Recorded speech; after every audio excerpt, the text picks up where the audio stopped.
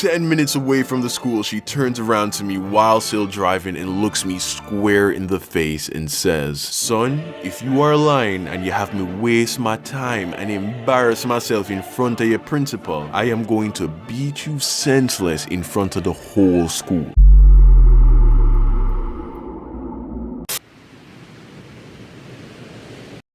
So I feel obligated to say up front that this story took place in Jamaica, which means I lost 1,000 Jamaican dollars, not American dollars, which, in case you didn't know, there is a small difference in value between the two. And by small difference, I mean today 1,000 Jamaican dollars is equivalent to 7 American dollars and 89 cents. So, yeah. But at the time of the story, 1,000 Jamaican dollars was worth more like 15 to 20 American dollars, which I get to some people is still not that much money. And yeah, I get that, because what's $20, right? Nigga, that's like 2 trips to Chipotle, big fucking deal. But you gotta keep in mind, at the time, I was still in high school in Jamaica. I was like 13 years old. I had no sense at all of what money was worth. I didn't know what a lot of money was. One, partly because I didn't have any. At that age, the most money I probably ever had at one time was like $200. And that was after a really good Christmas and a year of starving myself so that I could save my lunch money.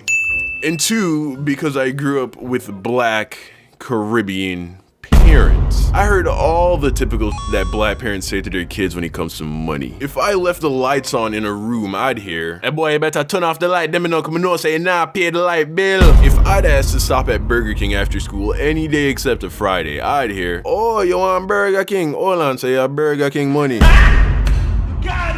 And anytime we were gonna go into a store, my mom would look at me and say, "Christopher, we are about to go into this store. I'm going to get A, B, and C. So don't go walking around looking for something for me to get you, because I am not getting it. In fact, I want you to stay right beside me the whole time. As a matter of fact, don't even touch anything. Don't even look at anything. You know what? Don't even breathe. I swear to God, if you breathe, oh, Father Jesus, help me." I heard it all, my G. So that's why when I lost the 1,000 Jamaican dollars that my mom gave me for lunch money that week at school, I seriously thought that she was going to murder me. And there was no way that she wasn't gonna find out, because I lost it on Monday.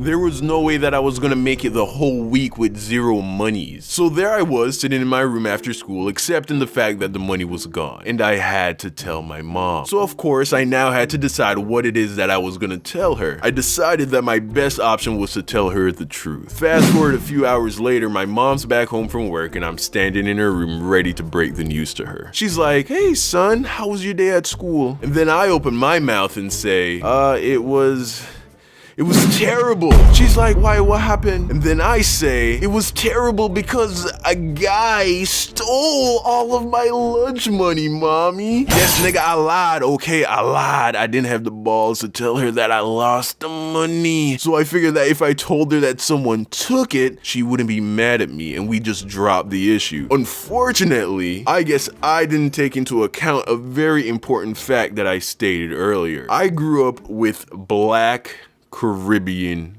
parents. So when I told my mom that a dude at school took my lunch money, instead of being all like, "Oh, I'm sorry to hear that happened to you, baby," and just wanting to let it go, she looked me dead in the eyes and said, "Who took your money?" And even though that's what she said with her mouth, her eyes said, "You are going to show me the good for nothing piece of shit that stole from my baby, and I am going to rip his tongue out through his asshole and feed it to the dogs." I didn't see that coming, partly because I had never been in a situation where I told my mom that someone at school was harassing me. I didn't know she was gonna go full on Revenge of the Sith on me, so she caught a nigga off guard. I was like, "Who?" "Oh, it was this guy. I don't know his name. He was older, like maybe a grade or 2 or 3 grades above me. He was tall, but not not like that tall, and he had like light skin, but he was like really tan, kind of dark, burnt to a crisp really, but you could tell he was naturally light skinned. And he had long black hair, but it was really curly, so it looked short, and he probably stayed in the sun a lot, so it got like kind of brown. I basically described 90% of the entire male population at my school, and just for shits and giggles I threw in a, oh, he had a scar on his face. I think it all happened so fast. I literally invented a nigga in an attempt to not get in trouble. She says to me, tomorrow we are going to go to your school, we are going to go to the principal, you are going to describe the person to her, and then we are going to go class by class until you see the person who took your money. I am going to make him pay for what him do to you. So fast forward to the next morning, and I'm in the car with my mom as we're driving to school. And it was a quiet ride. Me in the back having an internal panic attack as my mom is up front channeling all her chakra as she prepared to destroy some imaginary teenage dude for stealing the money that I lost. We pull up to a stoplight halfway to school, and during the pause, she looks up at the rearview mirror and she and I make eye contact. We lock eyes only briefly, but it was enough for her to peer into the depths of my soul. After a few tense seconds, I break away, but it was too late. I knew that she knew. The light turns green and the journey continues. After a few more minutes of silent driving, my mom calls my name and we lock eyes again in the rearview mirror. And then with a calm but dark tone, she asks, Christopher, did that boy really take your lunch money? Or did you lose it? At that moment, my stomach sank into my asshole. I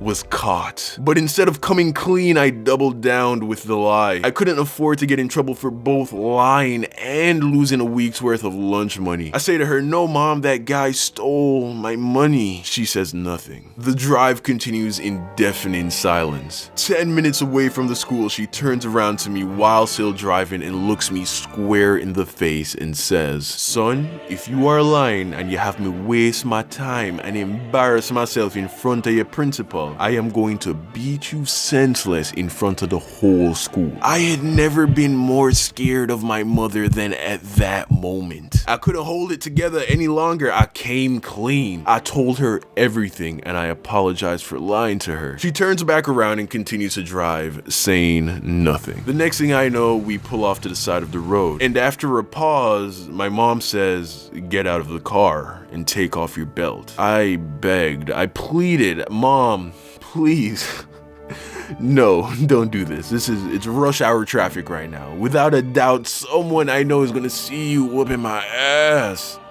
Get out of the car. I get out, and then my mom did exactly what any black Caribbean mother would do in that situation. She beat my ass for all of the city of Kingston to bear witness. Moral of the story, honesty really is the best policy, especially if you have black Caribbean parents. What's up, fam? It's your boy Young.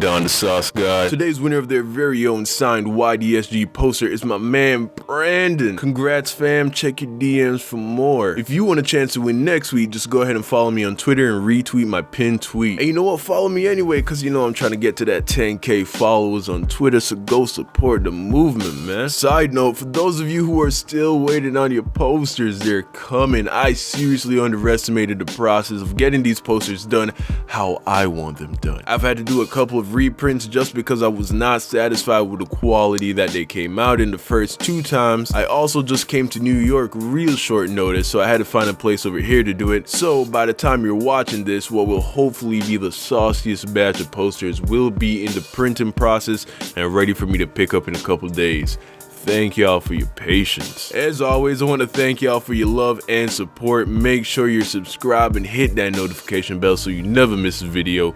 Next animation drops sometime next week. Don't forget to like and comment down below. I'll be responding to comments for the whole next hour. I love you, and I'll see you again next week.